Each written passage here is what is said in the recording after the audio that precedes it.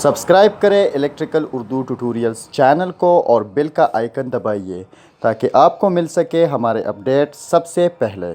बिस्मिल्लाहिर्रहमानिर्रहीम, अस्सलाम वालेकुम। मैं हूं सिकंदर हैदर और आप देख रहे हैं इलेक्ट्रिकल उर्दू ट्यूटोरियल्स चैनल। दोस्तों, आज की वीडियो में हम बात करेंगे स्टेबलाइज़र के बारे में। इसके बारे में हम शॉर्ट रिव्यू लेंगे कि कैसे हमने कनेक्शंस की हुई, कैसे हमने सेटअप किया हुआ है और कैसे हमने इसकी वाइंडिंग निकाली हुई है। दोस्तों, अगर स्टेबलाइज़र की बात की जाए तो यह स्टेबलाइज़र हमारे साथ एक ऑटोमेटिक वोल्टेज रेगुलेटर है जो हमारे साथ इनकमिंग वोल्टेज आती है 90 से लेकर 220 तक। तो ये हमारे साथ आउटपुट वोल्टेज हमें 220 तक ही देगी।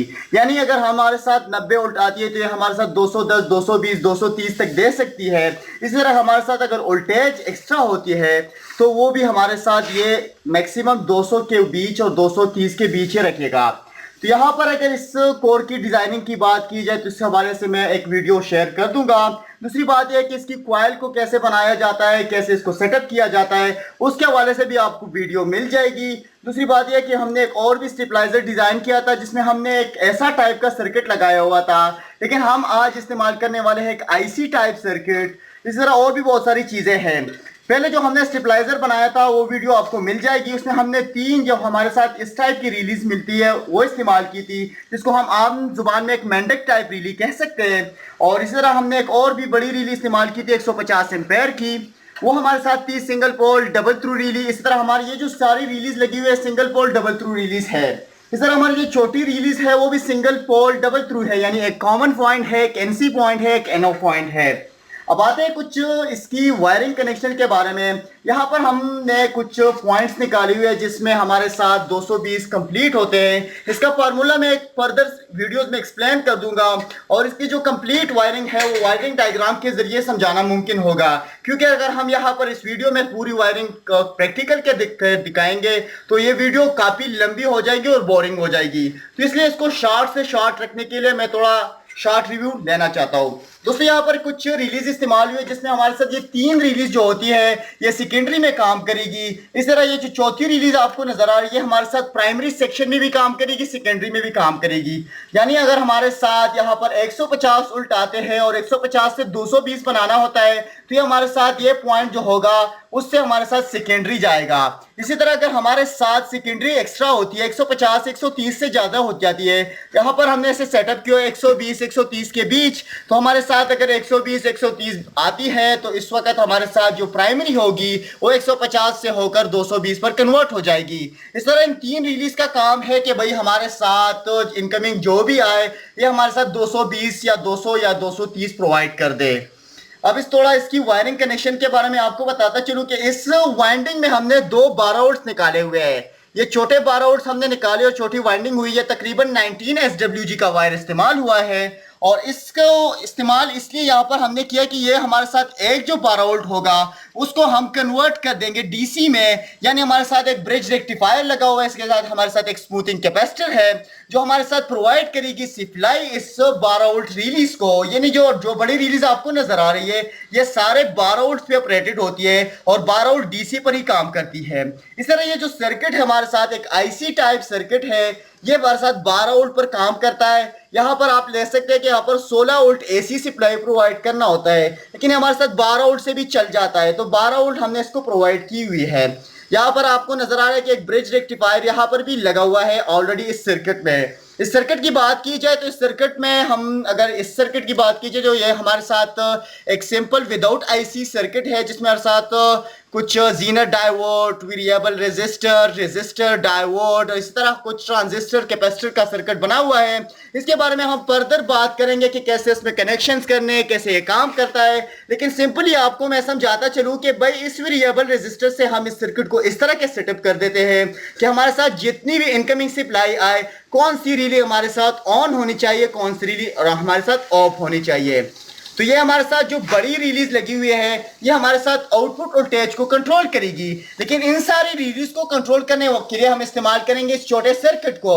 आप अगर इस तरह के सर्किट को इस्तेमाल करेंगे तो इसके साथ हमारे साथ एक 12 वोल्ट का या 9 का ट्रांसफार्मर भी लगता है और उसमें हमने कुछ कनेक्शन भी काटने होते हैं, आपको उस वीडियो में मैं आपको दिखा दूंगा। लेकिन अगर हम आईसी टाइप सर्किट इस्तेमाल करेंगे तो इसमें हमारे साथ कोई भी दूसरे 12 वोल्ट ट्रांसफार्मर की यानी एक एक्स्ट्रा हमारे साथ एक्सटर्नली जो स्टेप डाउन ट्रांसफार्मर होता है उसकी जरूरत नहीं होगी।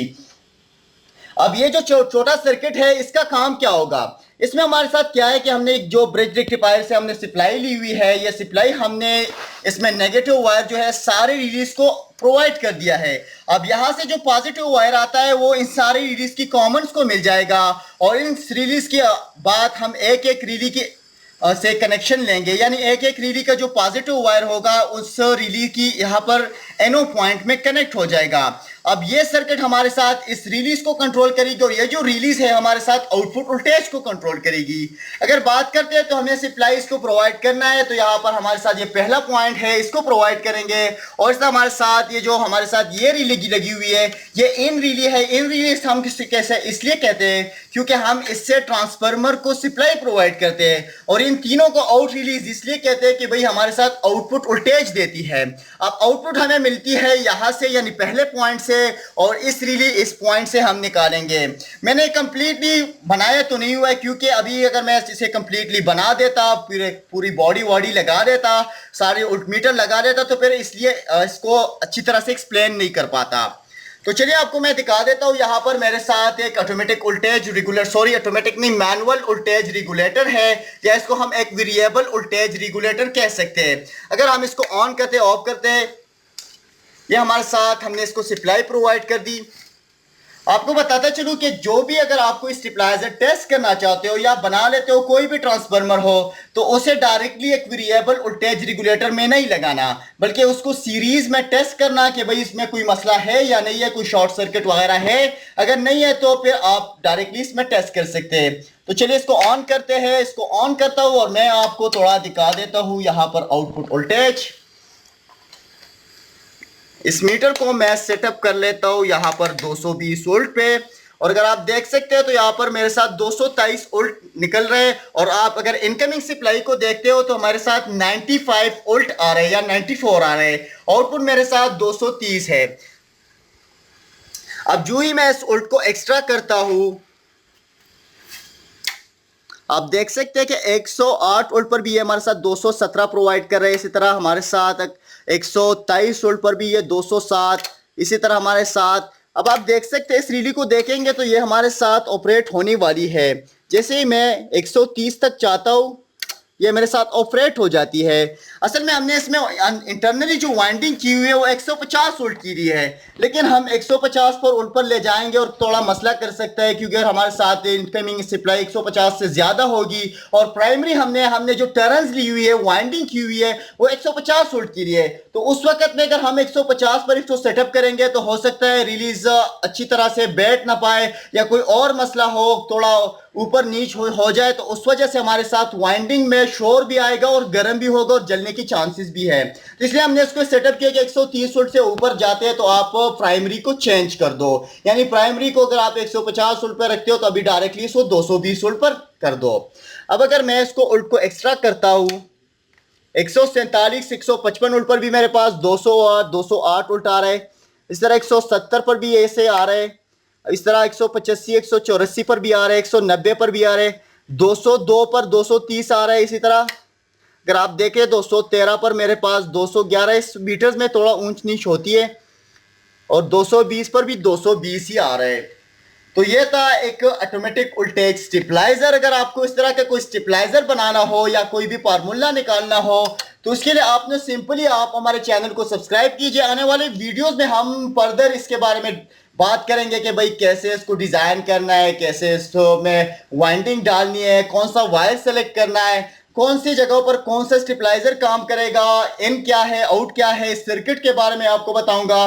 तो फर्दर आप इस वीडियोस के साथ जुड़े रहने के लिए सब्सक्राइब कीजिए। सब्सक्राइब के बाद आप बेल आइकन पर क्लिक कीजिए। अगर आपको ये वीडियो पसंद आया हो या इस के बारे में और कुछ जानना चाहते हो तो वीडियो को लाइक और शेयर ज़रूर कीजिए, क्योंकि इससे हमें थोड़ा बहुत हौसला अफजाई मिलती है और आगे जाके हमें वीडियोस बनाने को दिल भी करता है। अल्लाह हाफिज़।